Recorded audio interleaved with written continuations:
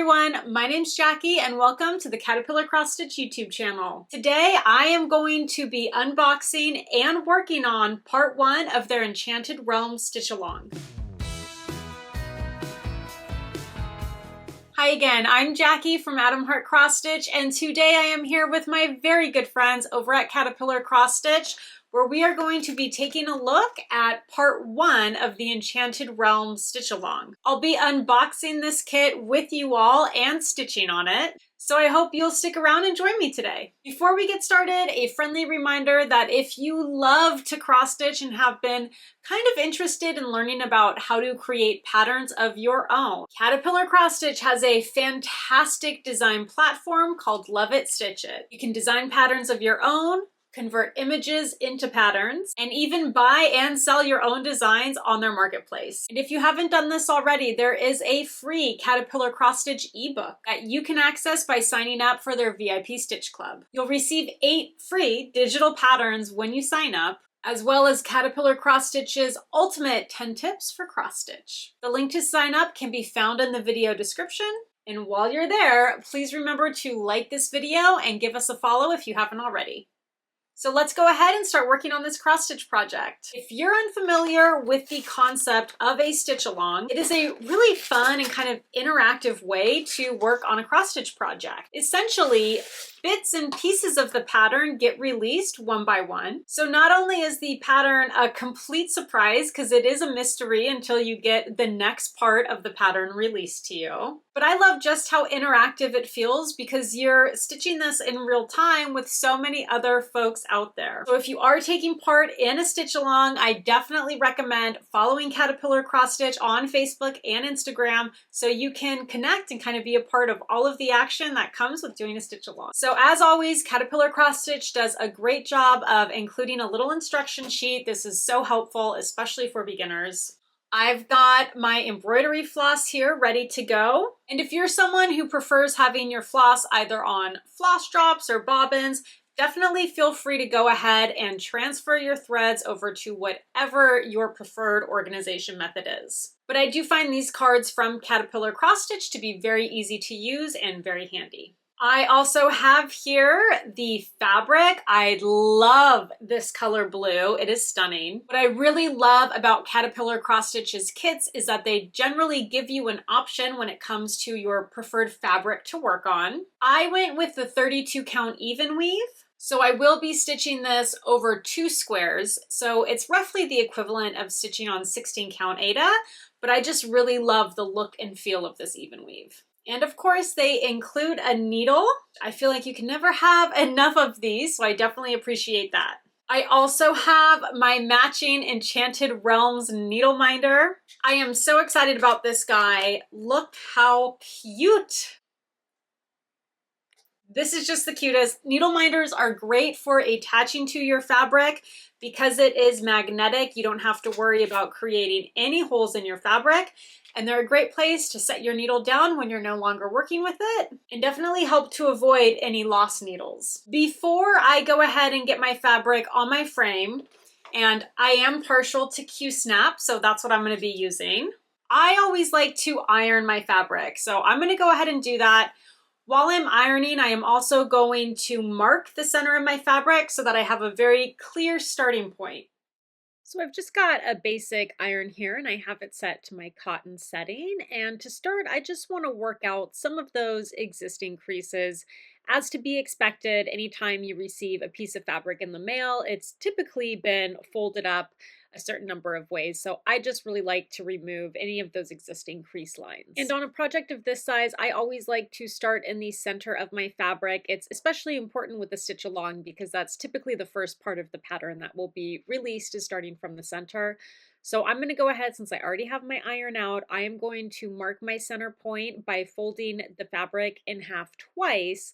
And then I'm going to use the iron to just give it a bit of a press in that centermost point. Again, I already have my iron out, so I just find this to be the simplest way to do it, though there are other methods you can use. And once I give that center point a really nice good press, I will fold it back out to normal, and you'll see that you've got your center point there just marked nice and perfect for you. And now that I have my fabric pressed with that center point marked out for me, I'm going to go ahead and put it on a frame. I really like to use a Q-snap, so that's what I'm going to be using here. And the fabric for this particular pattern is a square, so that makes it nice and easy. I don't really need to worry too much about the orientation of the fabric when I get it on there, but just something to keep in mind if you have a design that has a longer, height or width. You just want to kind of have that orientation in mind, place it on your frame, and especially when you start those first few stitches. Sometimes I like to just mark the top right corner of my fabric so that I know which orientation the fabric needs to be in. And once I have my fabric nice and taut in my Q-snap, it is time to pop on this little needle minder. Again, it's magnetic, so it's super easy, and he's just adorable. Now that I've got my fabric prepped and ready to go, we are all set to start stitching. All right, we are ready to start stitching. I'm going to be working on the little pink dragon. So I'm starting with this brown color, and I'm actually going to unwind a length of floss that's double the length I need, and I'm just going to snip a single thread from it. I like to make it double the length I need because I prefer to use a loop start when needed. So the way you would do that is you have a single piece of floss. When you fold it over, you'll create a loop at the end. So I'm going to go ahead and thread my needle and then put the loose ends through the needle, and then I'll have a loop on the other end so that I can do a loop start. And the first few stitches of this color aren't in the direct dead center of the fabric, and since this is counted cross stitch, I'm going to go ahead and count over from that center mark to where these first few stitches should be. I think one of the reasons that Stitch With Me videos have become so popular on YouTube is that it's just really interesting to see how other stitchers complete their stitches and tackle certain sections of patterns. Now, typically I stitch Danish style and I work across in rows, but sometimes the pattern just it makes sense to switch things up a little bit. I tend to be a little conscious of threads running across areas of the back where it won't be covered. So I like to avoid running any threads over open pieces of fabric that will not be covered by stitches in the future. So you can kind of see I mixed up for these little horns here, doing a vertical row down in English style and then a row up working in Danish style. And I definitely cut a length of thread that was way too long, but I really like how on these caterpillar cross stitch thread cards, they've got a little extra slot there. So I just use that to kind of hold on to any residual threads that I have. And moving on to this lovely light pink, which will make up the body of the dragon. I am going to go ahead and switch to a time-lapse video as I work on the body of the dragon.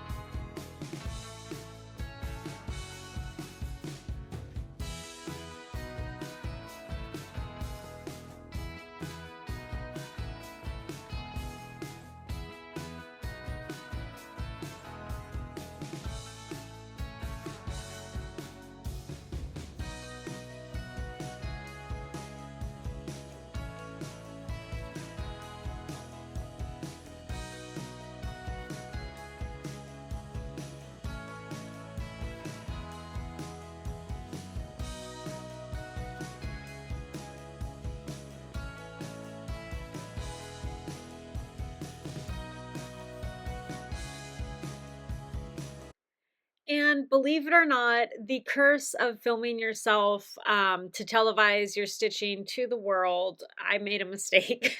So here I am frogging it out. It happens to the best of us. It's definitely not the best way to kick off a new project, making a mistake so early on. But the good news is I did catch it before it was too painful to frog it out. But here I am just kind of removing those stitches so that I can start them over in the correct spot.